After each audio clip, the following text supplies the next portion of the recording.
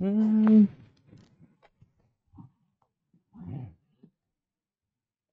दोस्तों, मैं हूं रवि चौधरी और आप सभी मेरे साथ पढ़ रहे हैं भारतीय सेना के लिए रक्षक बेज। और आप सभी जानते हैं हम सभी भारतीय सेना के लिए रक्षक बेज पढ़ रहे हैं और इसी रक्षक बेज में हम सभी 9 प्रैक्टिस सेट को कंप्लीट कर चुके हैं। यदि आप लोगों ने 9 प्रैक्टिस सेट नहीं देखे तो चैनल पे एक प्लेलिस्ट जो बना दी गई है वहां पर जाकर 9 ही प्रैक्टिस सेट को पढ़ सकते हैं। और आज की क्लास में यानी प्रैक्टिस सेट नंबर 10 में आप सभी का स्वागत करूंगा और मैं मान के चलूंगा आप लोगों ने 9 ही क्लास को अच्छे तरीके से लिखा होगा और अच्छे तरीके से 9 ही क्लास का रिवीजन किया होगा।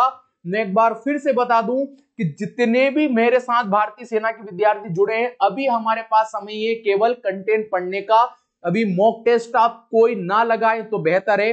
जैसे ही नोटिफिकेशन आता है 2 से 2.5 महीने हमारे पास रहेंगे, हम अच्छे तरीके से मॉक टेस्ट वहां पे लगाएंगे। तो अभी मॉक टेस्ट की टेंशन ना लो। बहुत सारे विद्यार्थियों के फोन आ रहे थे कि सर कब से मॉक टेस्ट लगाना स्टार्ट करेंगे, ऑफलाइन सेंटर में या यहाँ पर यूट्यूब पे। तो अभी हम लोग जितना अच्छा कंटेंट पढ़ सकते हैं उतना अच्छा कंटेंट पढ़ेंगे।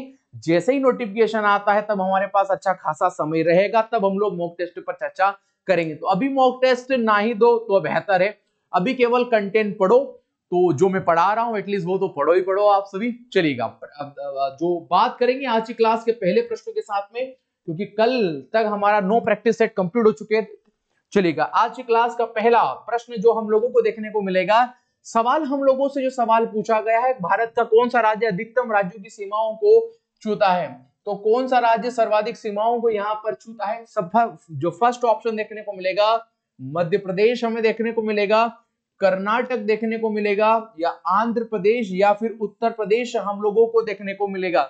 मैंने आप लोगों को समझाया था जो सर्वाधिक राज्यों की सीमाओं को छूता है वो कौन छूता है, यहाँ पर उत्तर प्रदेश। कौन छूता है, उत्तर प्रदेश यहाँ पर स्पर्श करता है। ऑप्शन नंबर डी पर जाएंगे जो कि हमारे सवाल का बिल्कुल राइट आंसर यहाँ पर देखने को मिलेगा। चलिएगा बढ़ेंगे सवाल नंबर 2 पर। और सवाल नंबर 2 जो इस प्रकार से देखने को मिलेगा, दुर्गापुर इस्पात संयंत्र किसके सहयोग से स्थापित गया था यहां पर करना पड़ेगा, किया गया था।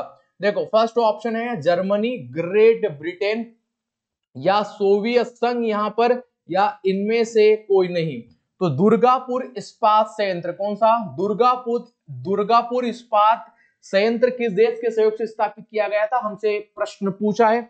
तो यदि आप लोगों से सवाल पूछेगा दुर्गापुर कौन सा, दुर्गापुर यदि आप लोगों से सवाल पूछा है तो आप लोग जवाब दीजिएगा ग्रेट ब्रिटेन। कौन सा दोस्तों, ग्रेट ब्रिटेन हमारे सवाल का बिल्कुल राइट आंसर होगा। यदि हमसे सवाल पूछेगा दोस्तों राउरकेला, कौन सा, राउरकेला, तो राउरकेला जर्मनी, कहां से दोस्तों, जर्मनी के सहयोग से स्थापित किया गया था। आप लोगों को याद होना चाहिएगा। और यहीं पर यदि सवाल पूछेगा भिलाई इस्पात केंद्र, कौन सा, भिलाई इस्पात केंद्र, तो ये किसके सहयोग से, रूस के सहयोग से। क्योंकि पहले रूस क्या हुआ करता था, सोवियत संघ हुआ करता था। क्या हुआ करता था, सोवियत संघ हुआ करता था। ये आप लोगों को याद होना चाहिएगा, ठीक है, ये आप लोगों को याद होना चाहिएगा। ये तीनों ही हर बार परीक्षाओं में पूछे जाते हैं और हर बार गलती देखने को मिलती है। जीडी के पेपर में आप मान के चलो कहीं ना कहीं एक तो जरूर आप लोगों से पूछा गया। तो दुर्गापुर आपके ग्रेट ब्रिटेन के सहयोग से, राउरकेला जर्मनी के सहयोग से, भिलाई रूस के सहयोग से। याद करने का कोई तरीका नहीं हो सकता, याद नहीं हो रहा है तो सीधा सीधा रट लो, टेंशन नहीं लेने का, परीक्षा में आएगा, याद आप लोगों को करना है, ठीक है। लेकिन फिर भी अगर याद नहीं हो रहा है तो कैसे याद कर लेना। देखो रूस ने हमारा हमेशा भला किया है। क्या किया है, रूस ने तो हमारा हमेशा भला किया है। चाहे 1971 में हमारा रूस ने साथ दिया हो, तो रूस हमारा हमेशा भला करता है। तो एक बात सीधी बात कलन कि रूस हमारा भला करता है, तो वैसे याद हो जाएगी रूस ने हमारा भला किया है, ठीक है। तो यहां पर याद हो जाएगा। और देखो जब जेब में मनी हो, क्या हो, जेब में, जैसे जर्मनी लिखा है ना, तो जब जेब में क्या हो, मनी हो, तब हम लोग क्या खाते, केला वगैरह खाते। तो जितने फल फूल हम लोग कब खाते, फल फूल हम लोग कब खाते, आप लोगों ने और हमने तो फल फूल जो यहाँ पर देखे नहीं होंगे। तो जो भी पैसे वाले व्यक्ति होंगे, जो जब उनके पास मनी होती है तो वो लोग क्या खाते हैं, केले या फल फूल खाते। तो मनी आएगी तब फल फूल खाएंगे, तो मनी और केला का संबंध यहाँ पर हो जाएगा। इस तरीके तो कई तरीके हैं जिससे आप लोग यहाँ पर याद कर सकते हैं। ठीक है, तो ये आप लोगों को याद होना चाहिएगा। ऑप्शन नंबर जो होगा बी हमारे सवाल का बिल्कुल राइट आंसर यहां पर देखने को मिलेगा। तो ये तीनों आप लोगों को यहां पर याद होना चाहिएगा। ठीक है, चलिएगा अब बढ़ेंगे हम लोग सवाल नंबर 3 पर चर्चा करेंगे। और सवाल नंबर 3 हम लोगों को इस प्रकार से देखने को मिलेगा, हाल ही में चर्चा में रहने वाला देवरीगढ़ वन्य जीव अभ्यारण्य, कौन सा? देवरीगढ़ वन्य जीव अभ्यारण्य किस राज्य में है? तो ये आप लोगों को ये बताना है, देवरीगढ़ वन्य जीव अभ्यारण्य किस राज्य में देखने को मिलेगा। फर्स्ट ऑप्शन है असम, केरल, उड़ीसा या फिर जो है कर्नाटक में हम लोगों को देखने को मिलेगा। तो चार ऑप्शन आप सभी को देखने को मिलेंगे। देखो, यदि कर्नाटक में पूछा जाए तो जवाब दीजिएगा कंद्रेमुख, कौन सा? कंद्रेमुख, कंद्रेमुख वन्य जीव अभ्यारण्य, कंद्रेमुख वन्य जीव अभ्यारण्य आप लोगों को याद होना चाहिएगा। अगर इस तरीके से सवाल पूछा जाए, कंद्रेमुख वन्य जीव अभ्यारण्य आप लोगों को याद होना चाहिएगा। और वहीं पर बांदीपुर, कौन सा दोस्तों? बांदीपुर, बांदीपुर वन्य जीव अभ्यारण्य, बांदीपुर वन्य जीव अभ्यारण्य, ये दोनों हमेशा कहां के याद करना?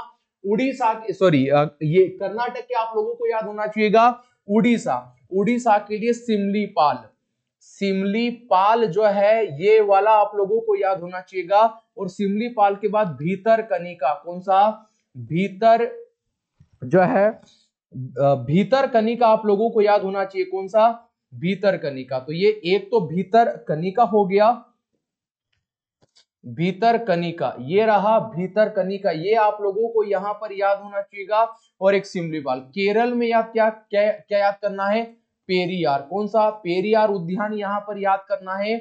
और साइलेंट वैली, कौन सा? साइलेंट यहां पर वैली अभ्यारण्य, वैली आप लोगों को अभ्यारण्य यहां पर याद होना चाहिएगा। तो ये जितने भी लिखा रहा हूं आप लोगों को याद होना चाहिएगा। आसाम के पहले भी बताए, मानस, कौन सा बताया आप लोगों को आर्मी वालों? मानस बताया है। मानस के बाद काजीरंगा, कौन सा बताया? काजीरंगा बताया। और ओरंग, कौन सा बताया?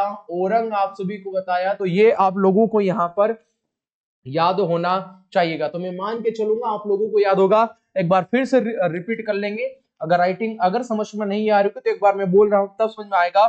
कर्नाटक का कौन सा हो जाएगा? कंद्रेमुख वन्य जीव अभ्यारण्य।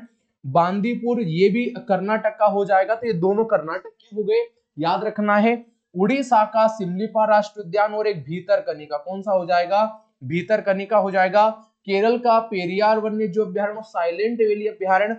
और आपके आसाम का मानस, कहां पर? मानस, काजीरंगा और ओरंग, कौन सा हो जाएगा? ओरंग। ये सब कहां के हो जाएंगे? ये सब आसाम के हम लोगों को देखने को मिलेंगे। याद रखना, एक भी प्रश्न गलत नहीं होना चाहिए। जितने भी ऑफलाइन वाले स्टूडेंट देख रहे हैं, अगर टेस्ट ले लिया और गलती से यहां पढ़ाया हुआ एक भी प्रश्न गलत हो गया तो बेटा वो तुम दिन देख लेना फिर। ठीक है, हंस के तो नहीं जाओगे घर पे उस दिन। ठीक है, अच्छे तरीके से जाओगे। ठीक है, और यहां पर यदि सवाल पूछ लेगा राष्ट्रीय उद्यान, सर्वाधिक राष्ट्रीय उद्यान किस राज्य में देखने को मिलेंगे, तो जवाब होगा हमारा मध्य प्रदेश में सर्वाधिक राष्ट्रीय उद्यान देखने को मिलेंगे। और राष्ट्रीय अभ्यारण्य, अगर बात करेगा राष्ट्रीय अभ्यारण्य की बात करेगा तो ये सर्वाधिक हम लोगों को अंडमान, कहां पर याद होना चाहिएगा? अंडमान व निकोबार पर, अंडमान और निकोबार पर आप लोगों को यहां पर याद होना चाहिएगा। ये आप सभी को यहां पर याद होना चाहिएगा। और यदि सवाल पूछे कि भारत का सबसे बड़ा, भारत का सबसे बड़ा सबसे जो बड़ा ये राष्ट्रीय उद्यान कौन सा है, यदि सवाल पूछा तो क्या जवाब होगा? तो आप लोगों को जवाब देना है, कौन सा हो जाएगा? हेमिस, कौन सा हो जाएगा? हेमिस राष्ट्रीय उद्यान, हेमिस राष्ट्रीय उद्यान जो कि कहां पर स्थित है? जो कि लद्दाख में स्थित हम लोगों को देखने को मिलेगा। तो यहाँ जितने भी फैक्ट, अब सवाल पर आ जाते हैं। ठीक है, सवाल तो है मैंने ऐसे ही लिया था, वो कोई ऐसा फेमस नहीं है। ठीक है, ये कोई चर्चा में रहा देवरीगढ़ वन्य जीव, ये तो सवाल मैंने बनाया है कि आप लोग समझो कि चलो चर्चा में रहा होगा तो हो सकता है आईएमपी पड़ जाएगी, परीक्षा में आ ही जाएगा। तो ये ऐसा कुछ नहीं है। ठीक है, ये सवाल बनाया गया जानबूझकर, सवाल ऐसे ही था, वास्तव में मुझे ये सारा कंटेंट लिखाना था। ठीक है, तो जो चर्चा में रहते ऐसा नहीं हो चर्चा में है और परीक्षा में आ जाएगा, परीक्षा में ये भी आते हैं तो ये याद करके जाना सभी। ठीक है, तो ये उड़ीसा जो है, यहां पर आप लोगों को ये देवरीगढ़ वन्य जीव अभ्यारण्य है, ये हम लोगों को देखने को मिला। मेरे दिमाग में था यार क्वेश्चन क्या लिखा जाए, आज नेशनल पार्क से क्या सवाल लिया जाए। हमने बता दिया चर्चा में रहने वाला। देखो भाषा इतनी जरूरी है, उस सवाल की भाषा इस तरीके से है, देव चर्चा में रहा तो विद्यार्थी सोचेगा नहीं यार चर्चा में रहा तो आएगा ही आएगा, तो मेरे भाई ये भी आएगा। वो भले याद रहे या नहीं रहे, लेकिन ये जो बोर्ड पे कंटेंट रहे ना वो जरूर याद कर लेना, ठीक है। चलो मेरी बात आप लोगों को समझ में आ गई। मैं साइड से होऊंगा, स्क्रीनशॉट ले लेना अगर लेना हो तो इसका, और अगर नहीं लेना है तो बहुत बढ़िया है। सवाल नंबर 4 पर चर्चा करेंगे, और सवाल नंबर 4 हमें देखने को मिलेगा महात्मा बुद्ध को किस स्थान पर महापरिनिर्वाण प्राप्त हुआ था। ठीक है, ये प्राप्त हुआ था, फर्स्ट ऑप्शन है सारनाथ में, बोध गया में, कुशीनगर में या लुम्बिनी में इन्हें महापरिनिर्वाण प्राप्त हुआ था। ठीक है, तो ये हम लोगों से यहाँ पे सवाल पूछा जाता है। ठीक है, ये आप लोगों को यहाँ पर याद होना चाहिएगा। ठीक है, तो क्या हो जाएगा इस सवाल का राइट आंसर।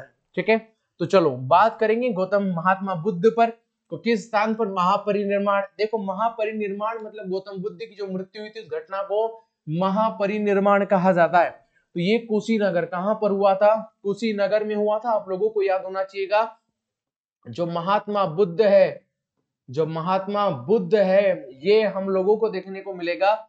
और महात्मा बुद्ध ने जब अपने ग्रह का त्याग किया था, क्या किया था, अपने ग्रह का जब त्याग किया था, इस घटना को क्या कहा जाता है।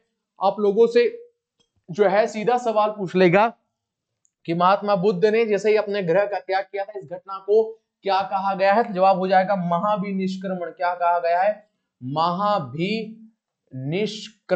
महाभिनिष्क्रमण यहां पर कहा जाता है। और जब गौतम बुद्ध ने जब यहाँ पर पहला उपदेश दिया था, क्या दिया था, पहला उपदेश यहाँ पर दिया था, तो इस घटना को क्या कहा जाता है, इस घटना को क्या कहा जाता है, तो याद रखिएगा इस घटना को धर्म चक्र परिवर्तन, धर्म चक्र परिवर्तन यहां पर कहा जाता है। ये आप लोगों को यहां पर याद होना चाहिएगा। और जब गौतम बुद्ध की मृत्यु हुई थी, तो इस घटना को क्या कहा जाता है, तो याद रखिए गौतम बुद्ध की घटना, जब मृत्यु घटना हुई थी उसको महापरिनिर्वाण, जो है परिनिर्वाण यहां पर कहा जाता है। क्या कहा जाता है, महापरिनिर्वाण। तो ये आप लोगों को जो 3 यहां पर बातें लिखी गई है ये आप लोगों को जरूर याद होना चाहिएगा। फिर बोलूंगा क्वेश्चन जानबूझकर गलत बनाया गया, बिल्कुल सही है, लेकिन वास्तव में तीनों कंटेंट लिखा ना था, इसी तर्ज पर सवाल बनाया गया है। तो सवाल से ज्यादा महत्वपूर्ण है, सवाल से ज्यादा जो आईएमपी पड़ेगा, जो इंपॉर्टेंट है, इस बोर्ड पर लिखा गया कंटेंट है। ठीक है, ये आप लोगों को याद होना चाहिएगा किसी भी हालत में। ठीक है, चलो तो महापरिनिर्वाण क्या है, जब गौतम बुद्ध ने अपने ग्रह का त्याग कर दिया था। इतना ज्यादा आरबी में कंटेंट लेवल या डिप्थ में नहीं पूछ लेगा कि 29 के जो गौतम बुद्ध की उम्र हुई थी उन्होंने अपने ग्रह का त्याग कर दिया था।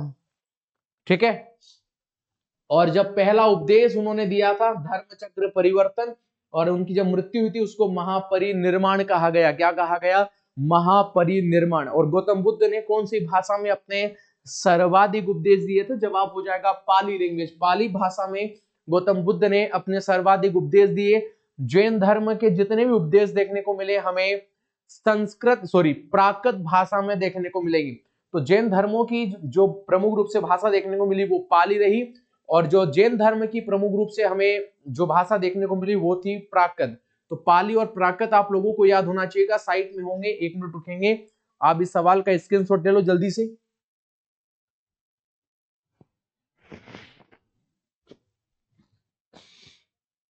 चलो आगे बढ़ते हैं, और आगे बढ़ने के बाद सवाल नंबर 5 पर चर्चा करेंगे। और सवाल नंबर 5 जो हम लोगों को देखने को मिलेगा, विश्व का एकमात्र महाद्वीप जिसमें मरुस्थल नहीं है।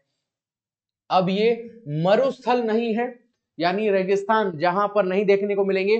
फर्स्ट ऑप्शन है आप लोगों का यहां पर एशिया, अफ्रीका, यूरोप या ऑस्ट्रेलिया हम लोगों को देखने को मिलेगा। तो आप लोगों को याद होना चाहिएगा जहां पर मरुस्थल नहीं है, क्या नहीं देखने को मिलेगा, मरुस्थल नहीं देखने को मिलेगा, तो यूरोप। यूरोप ऐसा देश है जहां पर हम लोगों को मरुस्थल नहीं देखने को मिलते हैं। तो ऑप्शन नंबर सी पर जाएंगे, ऑस्ट्रेलिया। देखो ऑस्ट्रेलिया के बारे में याद होना चाहिएगा, तो यहां पर आप लोगों को सवाल पूछ लेगा ग्रेट विक्टोरिया, कौन सा, ग्रेट विक्टोरिया का मरुस्थल, ये सभी मरुस्थल लिखा रहा हूं मैं, ठीक है। तो ग्रेट विक्टोरिया का मरुस्थल, ग्रेट सेंडी का मरुस्थल, ग्रेट सेंडी का मरुस्थल, ग्रेट सिम्पसन, कौन सा, ग्रेट सिम्पसन का मरुस्थल, ये सभी मरुस्थल याद होना चाहिएगा। अफ्रीका का जो है सहारा मरुस्थल, कौन सा, सहारा मरुस्थल आप लोगों को याद होना चाहिएगा। अफ्रीका कालाहारी, कौन सा मरुस्थल, कालाहारी मरुस्थल आप लोगों को याद होना चाहिएगा, ये प्रमुख रूप से याद होना चाहिएगा। एशिया का आप लोगों को गोबी का मरुस्थल, कौन सा, गोबी का मरुस्थल। एशिया का तकला माकन, कौन सा, तकला माकन का मरुस्थल। और एशिया का थार का मरुस्थल आप लोगों को याद होना चाहिएगा। ये जितने भी मैंने आप लोगों को डेजर्ट लिखा है आप लोगों को याद होना चाहिएगा। ऑस्ट्रेलिया में प्रमुख रूप से ग्रेट विक्टोरिया का मरुस्थल, ग्रेट सेंडी का मरुस्थल, ग्रेट सिम्पसन का मरुस्थल देखने को मिलेगा। और आपके अफ्रीका में सहारा मरुस्थल, कालाहरी का मरुस्थल देखने को मिलेगा। और आपके एशिया में गोबी का मरुस्थल, तकला माकन का मरुस्थल और थार का मरुस्थल देखने को मिलेगा। ये सभी याद होना चाहिएगा। अब देखो सहारा मरुस्थल आप सभी जानते हैं कि विश्व का सबसे बड़ा मरुस्थल है। विश्व का सबसे बड़ा यदि मरुस्थल आप लोगों से सवाल पूछ लिया जाएगा तो सहारा मरुस्थल देखने को मिलेगा। और एशिया का सबसे बड़ा मरुस्थल कौन सा हो जाएगा, गोबी का मरुस्थल। कहां पर हो जाएगा, मुख्य रूप से गोबी का जो डेजर्ट है वो हम लोगों को ये हमारे कॉन्टिनेंट यानी एशिया का सबसे बड़ा मरुस्थल देखने को मिलेगा। लेकिन कंट्री वाइज तो आर्मी में नहीं है, जो पॉसिबिलिटीज नहीं है पूछने की, लेकिन हम पढ़ेंगे। अगर आ गया तो जिम्मेदार कौन होगा, ठीक है, आप भी होंगे और मैं भी रहूंगा, इसलिए पढ़ेंगे हम दबा के, ठीक है। तो ये गोबी का जो मरुस्थल है, गोबी का मरुस्थल, ये हम लोगों को मंगोलिया, कहां पर देखने को मिलेगा, मंगोलिया में देखने को मिलेगा। और वहीं पर तकला माकन, कौन सा, तकला माकन का मरुस्थल जो है ये कहां पर देखने को मिलेगा, तो जवाब हो जाएगा चीन में देखने को मिलेगा। और ये थार का मरुस्थल कहां पर है, हमारा प्यारा भारत में भी मरुस्थल है, इसका नाम है थार का मरुस्थल देखने को मिलेगा, ठीक है। ये प्रमुख रूप से तीनों याद होना चाहिए। ऑप्शन नंबर बी हम लोग जाएंगे यानी यूरोप, ठीक है। चलो आगे बढ़ेंगे और आगे बढ़ने के बाद सवाल नंबर जो है हम कौन है मेरे भाई, मुझे ऐसा लगा कि कोई आया, जैसे कोई भी आत्मा आती है, मुझे ऐसा लगा कुछ आया है। पर जो भी होगा अभी क्लास के बाद देख लेंगे कि कौन आया है, उसको बताते हैं। फिर पहली बार परमाणु बम कहाँ फेंका गया था, अब ये कैसे क्वेश्चन बनाते हैं, पहली बार परमाणु बम कहाँ फेंका गया था, या इनको पहली बार ये बोलना था कि यूएसए ने यानी संयुक्त राष्ट्र अमेरिका ने पहली बार परमाणु बम कहाँ गिराया था। मतलब सवाल की भाषा देखो आप कितनी गिरा दी गई है, सवाल पूछने की भाषा। और ये गिराने वाला कौन है बताए, हम खुद है, हमने ही सवाल बनाया है, ठीक है। तो नागासाकी जो है, हिरोशिमा है, टोक्यो, या इनमें से कोई नहीं हमें देखने को मिलेगा, कोई नहीं मुद्रा, कुछ भी टाइप चल रहा है, ठीक है। तो सबसे पहले परमाणु बम की हम लोग बात करेंगे। तो परमाणु बम सबसे पहले दोस्तों 6 अगस्त, कब दोस्तों, 6 अगस्त 1945 को हिरोशिमा पर याद होना चाहिएगा। और इसके बाद 9 अगस्त, कौन सा, 9 अगस्त 1945 को नागासाकी पर, कहां पर, नागासाकी पर बम गिराया गया था यूएसए। 6 अगस्त 1945 को हिरोशिमा पर गिराया गया, यहाँ पर हिरोशिमा पर गिराया गया, ये आप लोगों को याद होना चाहिएगा। तो पहली बार परमाणु बम कहां पर गिराया गया था, हिरोशिमा, जो कि ये दोनों जो सिटीज है हम लोगों को कहां देखने को मिलेंगे, आप लोगों को याद होना चाहिए, हम लोगों को जापान के दोनों शहर देखने को मिलेंगे। तो पहले 6 अगस्त 1945 को आपके हिरोशिमा पर, और 9 अगस्त 1945 को नागासाकी पर बम गिराया गया, ये आप लोगों को यहां पर याद होना चाहिए। 6 सवाल हम लोगों ने कंप्लीट कर लिए हैं। सवाल नंबर 7 जो हम लोगों को देखने को मिलेगा, प्रथम सफल अरबी आक्रमणकारी की जानकारी किस ग्रंथ में मिलती है, किस ग्रंथ में मिलेगी, किताब उल हिंद, ठीक है, किताब उल हिंद हमें देखने को मिलेगी, अल बरूनी इसमें, या सीयू की, या फिर चचनामा। तो आप लोगों को याद होना चाहिएगा चचनामा। क्या दोस्तों? चचनामा। और ये जो किताब उल हिंद लिखा गया है, यह अल बरूनी किसने लिखा है? इसी अल बरूनी के द्वारा यह पुस्तक लिखी गई, आप लोगों को याद होना चाहिएगा। और यह चचनामा ऐसा माना जाता है, उतबी करके एक साधारण सैनिक था, और इसी सैनिक के द्वारा यह बुक लिखी गई। और भारत में प्रथम सफल अरबी आक्रमणकारी की जानकारी इसी उतबी नामक बुक में हम लोगों को देखने को मिलेगी। और भारत में सबसे पहले जो भारत में ये जो आपका अरबी आक्रमणकारी आया था, जिसका नाम था मोहम्मद कासिम, आप लोगों ने पढ़ा होगा अच्छे तरीके से भारत के इतिहास में, तो यहाँ पढ़ाने की आवश्यकता भी नहीं है। सवाल नंबर 8 पर चर्चा करेंगे, और सवाल नंबर 8 इस प्रकार से है, खालिस्तान में लोकप्रिय मंदिर स्थापत्य शैली कला नागर कहलाती है। यानी किस क्षेत्र में नागर कला फेमस है? नागर कला फेमस है। तो पूर्वी भारत में, उत्तर भारत में नावर शैली ये क्या है, और पश्चिमी भारत में, ठीक है। तो ये हमें नागर शैली कहां पर देखने को मिलेगी? उत्तर भारत में, ठीक है। तो आपके उत्तर भारत में हम लोगों को नागर शैली, कौन सी शैली देखने को मिलती है? नागर शैली देखने को मिलेगी। और यदि सवाल पूछा जाए, यदि पूछा जा सकता है कि दक्षिण भारत में कौन सा, दोस्तों सवाल पूछा जाएगा कि दक्षिण भारत में कौन सी शैली का जन्म हुआ, तो जवाब हो जाएगा द्रविड़ शैली। कौन शैली? द्रविड़। मंदिर बनाने की द्रविड़ शैली का विकास कहां पर हुआ? तो जवाब हो जाएगा दक्षिण भारत में। लेकिन नागर शैली का विकास कहां पर हुआ? तो जवाब हो जाएगा उत्तर भारत में। लेकिन यहां पर याद होना चाहिएगा, अगर भारत में, अगर सवाल पूछे कि भारत में जो है मंदिर बनाने की शैली, मंदिर बनाने की जो शैली है, इसका विकास किस काल के समय काल में हुआ था? तो जवाब हो जाएगा गुप्त काल। कौन सा हो जाएगा? गुप्त काल में हम लोगों को यहां पर देखने को मिलेगा। तो ये आप लोगों से सवाल जो है अति महत्वपूर्ण जो बन जाता है, गुप्त काल आप लोगों को यहां पर याद होना चाहिएगा। जल्दी से लिख लो इनको।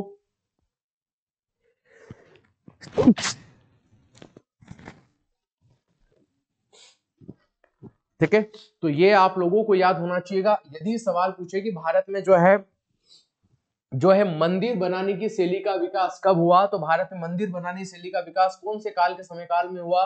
तो जवाब हो जाएगा गुप्त काल के समय। और ये आप लोगों को याद होना चाहिए, ये द्रविडियन शैली का विकास कहां पर हुआ? तो द्रविडियन शैली का विकास हम लोगों को दक्षिण भारत में देखने को मिलता है। और ये नागर शैली कहां पर बनती है दोस्तों? तो नागर शैली उत्तर भारत में देखने को यहाँ पर मिलती है। और याद रखिएगा, जो नागर शैली होती है कौन होती है दोस्तों? जो नागर शैली होती है, और नागर शैली के बाद जो दोस्तों द्रविड़ीय शैली, कौन शैली? द्रविड़ शैली देखने को मिलती है। इन दोनों शैली का मिक्सचर क्या देखने को मिलेगा? तो जवाब हो जाएगा वेसर शैली। कौन शैली? वेसर शैली हम लोगों को यहाँ पर देखने को मिलती है। तो ये सभी प्रकार की बातें आप लोगों को यहाँ पर याद होना चाहिएगा। सवाल नंबर 9 पर चर्चा करेंगे, और सवाल नंबर 9 हमें देखने को मिलेगा इस प्रकार से है। देखिएगा, भारत में किस प्रकार की सरकार है? भारत में किस प्रकार की सरकार है? सर्वप्रथम जो है वो राजतंत्री है, संप्रदायवादी है, या संसदीय, या अल्पतंत्री है? क्या अल्पतंत्र है हमारे पास में, या राजतंत्र होगा, या कि एक ही परिवार का व्यक्ति भारत में क्या प्रधानमंत्री, या तो प्रधानमंत्री बनेगा, या राष्ट्रपति बनेगा, या देश के सर्वोच्च पद पर केवल एक ही परिवार का व्यक्ति राजा बनेगा? क्या ऐसा भारतवर्ष में देखने को मिलेगा? नहीं। भारत में राष्ट्रपति के चुनाव होते हैं, भारत में प्रधानमंत्री के चुनाव होते हैं, भारत में विधायक के चुनाव होते हैं, भारत में सांसद के चुनाव होते हैं, भारत में सीएम के चुनाव होते हैं। तो हर एक व्यक्ति के भारत में चुनाव होते हैं, कुछ के प्रत्यक्ष रूप से, किसी व्यक्ति के अप्रत्यक्ष रूप से। लेकिन भारत के प्रधानमंत्री के चुनाव जब भी होते हैं, यानी लोकसभा के चुनाव जब भी होते हैं, उसी लोकसभा के चुनाव में जनता सीधा प्रत्यक्ष रूप से सांसद को वोट देती है, और सांसद अपना एक विधायक दल का नेता चुनता है, और वही जो सांसद अपने दल का जो नेता चुनता है, वही प्रधानमंत्री के रूप में शपथ भी लेता है। और सरकार का जो सबसे शक्तिशाली व्यक्ति होता है, प्रधानमंत्री भी कहलाता है। यानी सरकार को बनाने में जनता की सीधी भागीदारी देखने को मिलती है। यानी हमारे देश में संसदीय व्यवस्था देखने को मिलती है, न कि राजतंत्रीय व्यवस्था देखने को मिलती है। मैं मान के चलूंगा आप सभी को समझ में आ रहा होगा। और भारत में जो संसदीय व्यवस्था है, यह हम लोगों ने किस देश से जो यहाँ पर स्वीकार किए? तो जवाब हो जाएगा ब्रिटेन के देश से हम लोगों ने स्वीकार किए। भारत में, कहां पर? भारत में ब्रिटेन देश से हम लोग क्या लेकर आए थे? इसी संसदीय व्यवस्था को यहां पर लेकर आए थे। तो भारत में किस प्रकार की सरकार है? तो भारत में संसदीय व्यवस्था हम लोगों को देखने को मिलती है। आप में से कोई भी व्यक्ति जो 25 साल का हो गया हो तो वो व्यक्ति भारत के प्रधानमंत्री के पद का फॉर्म भर सकता है या अपनी स्वयं की पार्टी बना सकता है। ठीक है। यदि आप लोगों का भारतीय सेना में सिलेक्शन नहीं हो तो क्या बनना है? युवा नेता बनना है। और युवा नेता के बनने के बाद नेताओं से संपर्क रखना है और जैसे ही मौका मिले अपने क्षेत्र से सबसे पहले सरपंच का चुनाव लड़ना है। तो यदि आप लोगों ने सरपंच का चुनाव लड़ लिया तो मान के चलिएगा कि आपके घर वाले, तो छोड़िए आपके घर वाले भी आप लोगों को वोट नहीं देंगे। यदि वहां बात नहीं बने तो विधायक का चुनाव और फिर सांसद, जो भी आप लड़ना चाहते हैं वो बन सकते हैं। ठीक है। चलो बात करेंगे ऑप्शन नंबर सी हमारे सवाल का बिल्कुल राइट आंसर होगा। बात करेंगे सवाल नंबर 10 की, और सवाल नंबर 10 इस प्रकार से देखने को मिलेगा, पूर्णा और गिरना। देखो दो रिवर देखने को मिलेगी, एक तो पूर्णा, कौन सी? पूर्णा, और एक हम लोगों को देखने को मिलेगी गिरना। पूर्णा और गिरना नदियां निम्न में किस नदी प्रणाली की सहायक नदियां हैं? पहला ऑप्शन देखने को मिलेगा हम लोगों को यहाँ पर ताप्ती देखने को मिलेगा, या गोदावरी हम लोगों को देखने को मिलेगा, या फिर नर्मदा, या फिर अगर मैं नर्मदा को काट कर यहाँ पर यदि मैं कृष्णा कर दूं, क्या कर दूं? कृष्णा कर दूं। ये सवाल मैं आप सभी को पहले पढ़ा चुका हूं। आप सभी को इस सवाल का जवाब मुझे कमेंट सेक्शन में देना है अच्छे तरीके से। ठीक है। मैंने जितना भी आप लोगों को पढ़ाया है ये आप लोगों को जवाब देना है। ठीक है। नर्मदा नदी जो है मैंने आपको पहले ही पढ़ाया किन दो श्रेणियों के मध्य बहती है, किन दो श्रेणी के मध्य बहती है? तो जवाब हो जाएगा विंध्याचल। कौन सा? विंध्याचल पर्वत श्रेणी, और एक तरफ सतपुड़ा पर्वत श्रेणी। कौन सी? सतपुड़ा पर्वत श्रेणी के मध्य में विंध्याचल पर्वत श्रेणी या सतपुड़ा पर्वत श्रेणी के मध्य में नर्मदा नदी बहती है। नर्मदा नदी जो है ये जो कहां से निकलती है, इसका ओरिजिन पॉइंट कहां से होगा? तो जवाब हो जाएगा अनूपपुर में। कहां पर? अनूपपुर जो जिला है मध्य प्रदेश में, ये जिला पड़ेगा मध्य प्रदेश में। यानी अगर जगह पूछेगा तो आप लोगों का पहाड़, उस पहाड़ का नाम है या आप लोगों का अमरकंटक, जो पहाड़ हम लोगों को देखने को मिलेगा, और इसी पहाड़ से इस रिवर का ओरिजिन पॉइंट होता है। और ये रिवर कहाँ पे जाके गिरती है? जवाब हो जाएगा खंबात की खाड़ी में। कहां पर? खंबात की खाड़ी में जाके गिरती है, आप लोगों को याद होना चाहिएगा। और नर्मदा नदी के बारे में याद होना चाहिएगा, इसी नर्मदा नदी के बारे में आप लोगों को पढ़ा रहा हूं। नर्मदा नदी जो है भारत के पश्चिम में, कहां पर? भारत के पश्चिम में, भारत के पश्चिम में बहने वाली, भारत के पश्चिम में बहने वाली सबसे लंबी नदी है।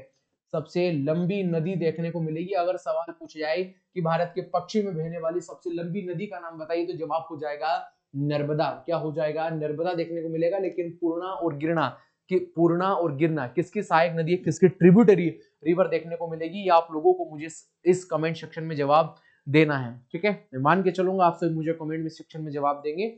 अगले सवाल नंबर 11 पर चर्चा करेंगे, और सवाल नंबर 11 इस प्रकार से देखने को मिलेगा, भारतीय अंतरिक्ष अनुसंधान संगठन इसरो का मुख्यालय कहां पर है? कुल मिलाकर इसरो का मुख्यालय आप लोगों से सवाल पूछा है, ये आप लोगों से सवाल पूछा है, हैदराबाद में देखने को मिलेगा, या फिर बेंगलोर में, या तिरुवनंतपुरम में, या श्रीहरिकोटा में? तो बेंगलोर। कहां पर देखने को मिलेगा? बेंगलोर में देखने को मिलेगा। स्थापना कब हुआ था? 1969 में हम लोगों को इसरो की स्थापना यहाँ पर भेजी गई थी, और हमने पहला हमारा उपग्रह 1975 में सोवियत संघ, किसकी सहायता से? सोवियत संघ की सहायता से आर्यभट्ट भेज दिया था। कौन सा भेजा था? आर्यभट्ट यहाँ पर लॉन्च किया था। ये आप लोगों को याद होना चाहिएगा। ठीक है। तो ऑप्शन नंबर बी पर जाएंगे, जो कि हमारे सवाल का बिल्कुल राइट आंसर होगा। यहीं पर हमें इसरो का हेडक्वार्टर देखने को मिलता है। सवाल नंबर 12 है, और सवाल नंबर 12 देखो अलग अलग तरीके सवाल पूछ लेगा। भारत में ये भारत में रॉकेट का जनक आप लोगों से पूछा है, मिसाइल का जनक नहीं पूछा है। तो सवाल में जो पूछा गया है rocket man of India, missile man of India नहीं पूछा है। तो डॉक्टर एपीजे अब्दुल कलाम को टिक मत लगाइएगा। तो डॉक्टर के सीवन को भारत में missile rocket man of India कहा जाता है, और missile man of India Bharat में डॉक्टर एपीजे अब्दुल कलाम साहब को कहा जाता है। तो ये याद करिएगा। और राकेश शर्मा भारत के पहले जो है आप लोगों को याद होना चाहिए, भारत के पहले अंतरिक्ष यात्री। कौन से यात्री? अंतरिक्ष यात्री हम लोगों को यहाँ पर देखने को मिलते हैं।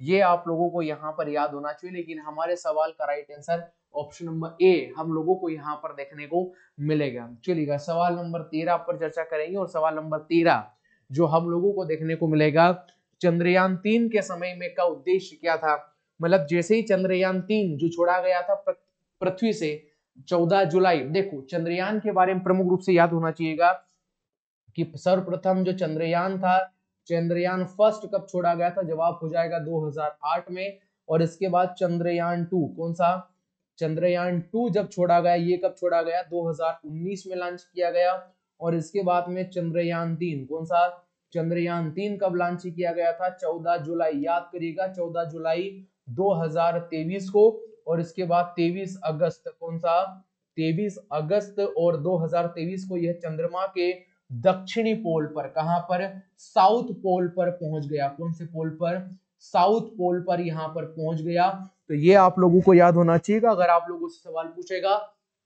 कि चंद्रमा के दक्षिणी पोल पर पहुंचने वाला विश्व का पहला देश, हमारा प्यारा भारत, हमारा प्यारा भारत ही वो देश बना जो चंद्रमा के दक्षिणी पोल पर पहुंचने में पहले ही, या सेकंड अटेम्प्ट था, थर्ड अटेम्प्ट था, हमारा पहला मकसद था केवल चंद्रमा के ऊपर लैंड करना, हम सफल हुए। द्वितीय प्रयास में हम लोग चाह रहे थे कि साउथ पोल पर चले जाएं, लेकिन हम नहीं पहुंच पाए।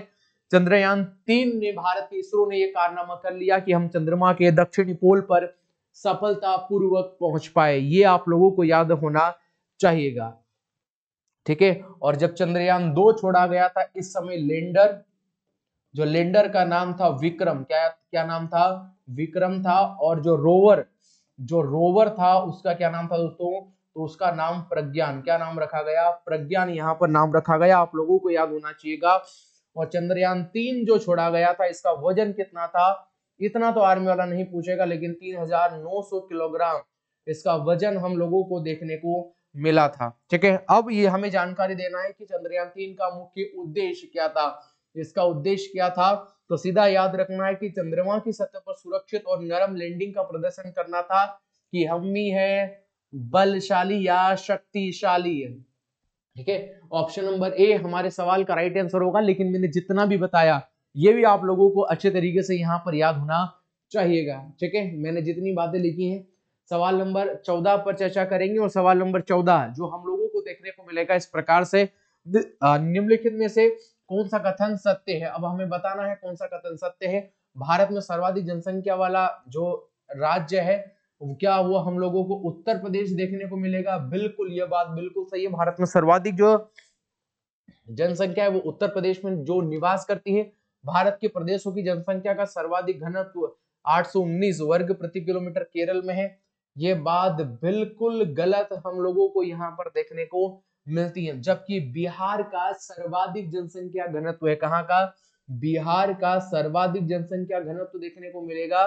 भारत की साक्षरता प्रतिशत 65.32 है, 38 है नहीं, जबकि 74.04% भारत की साक्षरता है। ये आप लोगों को याद होना चाहिएगा। भारत का जनसंख्या घनत्व जो है वो 325 व्यक्ति वर्ग किलोमीटर है, नहीं 382 व्यक्ति प्रति वर्ग किलोमीटर है। तो ये याद होना चाहिएगा, 325 नहीं होगा, 382 होगा प्रति वर्ग किलोमीटर। और ये भी 2011 की जनगणना के हिसाब से मैंने आप लोगों को बताया है। इस हिसाब से आप लोगों को याद करना है। तो केवल ऑप्शन ए सही है, और बाकी का डाटा जो है वो आप सभी के सामने है, आप लोगों को याद होना चाहिएगा, ठीक है। चलो सवाल नंबर 15 की बात करेंगे। और सवाल नंबर 15 क्या देखने को मिलेगा, चलिए सवाल नंबर 15 आप लोगों को देखने को मिलेगा, बताइए।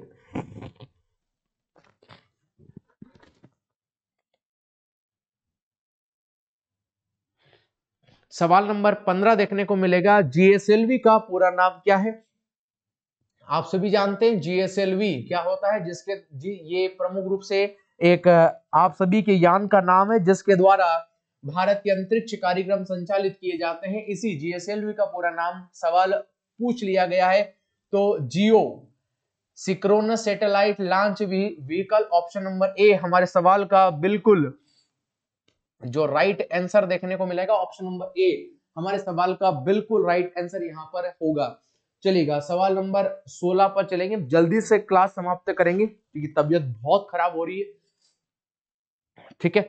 फिर भी हमने नहीं क्लास ले ली जाए तो हम ले रहे हैं आपके लिए। निम्नलिखित में से कौन सा सुनामी का कारण नहीं है, मतलब किसके कारण हम लोगों को सुनामी नहीं देखने को मिलती है। सुनामी आप सभी जानते हैं, समुद्र में बड़ी लहरें उत्पन्न होती है, उसे हम लोग सुनामी कहते हैं।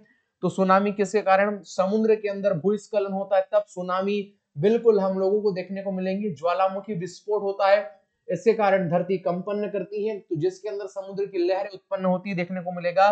बिल्कुल जो है भूकंप जो है, दरारें जो बिल्कुल पड़ती, यहाँ पर हमें जो है चट्टाने अपने मूल स्थान से खसकने का प्रयास करती थी। यही प्रमुख कारण है कि हमें यहाँ पर हमें जो है वो सुनामी देखने को मिलेगी। मृदा अपरदन से हमें किसी प्रकार से जो यहाँ पर सुनामी का कारण नहीं बनती।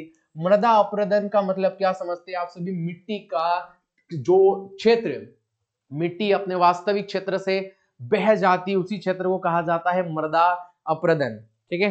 ये आप लोगों को याद होना चाहिए। ऑप्शन नंबर ए हमारे सवाल का बिल्कुल राइट आंसर होगा। और सवाल नंबर 17 जो आप लोगों से सवाल पूछा गया है, भारत में चमड़े की टोकन मुद्रा किसने शुरू की थी, ठीक है। किस व्यक्ति के द्वारा जो यहाँ पर शुरुआत की थी, बाबर, अकबर या मोहम्मद बिन तुगलक।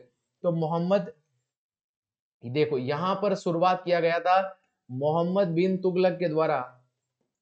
मोहम्मद बिन तुगलक यही वो शासक था जिसके द्वारा सबसे पहले चमड़े की मुद्रा यहाँ पर संचालित की गई थी। ऑप्शन नंबर सी पर जाएंगे। बहुत कुछ समझा सकता हूं लेकिन आज आप सभी से क्षमा चाहूंगा, तबीयत बहुत ज्यादा खराब हो रही है, वरना इनके बारे में क्या है, अब मैं क्या बताऊं आप सब, ठीक है। सवाल नंबर 18 जो आप सवाल नंबर 18 पर जाएंगे, सवाल नंबर 18 आप लोगों को देखने को मिलेगा, भारतीय संविधान के कौन से अनुच्छेद के तहत राष्ट्रीय ध्वज को फहराने का अधिकार है। ये आप लोग आर्मी मान के चलेगा, आप लोगों से जरूर पूछेगा। राष्ट्रीय ध्वज फहराने का अधिकार है आर्टिकल 18, आर्टिकल 19, आर्टिकल 20 या आर्टिकल 21। आप सभी को सीधा फैक्ट याद करना है। अनुच्छेद 19 के तहत हम लोगों को क्या देखने को मिलेगा, यहाँ पर देखने को मिलेगा आप लोगों को भारत में राष्ट्रीय ध्वज का फहराने का अधिकार। आर्टिकल 19 के पॉइंट नंबर ए में हम लोगों को देखने को मिलेगा। तो आप सभी से पहले तो माफी चाहूंगा, इतना ज्यादा कंटेंट मैंने आज की क्लास में नहीं लिखाया है, लेकिन प्रयास करूंगा कल की क्लास 1 से 1.5 घंटे की लूं, ज्यादा कंटेंट आप लोगों को लिखा सकूं, ठीक है। ये लास्ट सवाल था। ये सवाल है आप लोगों का होमवर्क में, इस सवाल का मुझे जवाब देना। निम्नलिखित में कौन सी औषधि चट्टानों का एक प्रकार है, बलुआ पत्थर, स्लेट, ग्रेनाइट या लिग्नाइट। इस सवाल का आप सभी मुझे जवाब देंगे और कमेंट सेक्शन में आप सभी का जो इंतजार रहेगा, आप मेरे साथ जुड़े इसके लिए आप सभी का धन्यवाद। मिलते हैं कल की क्लास में, जब तक के लिए जय हिंद।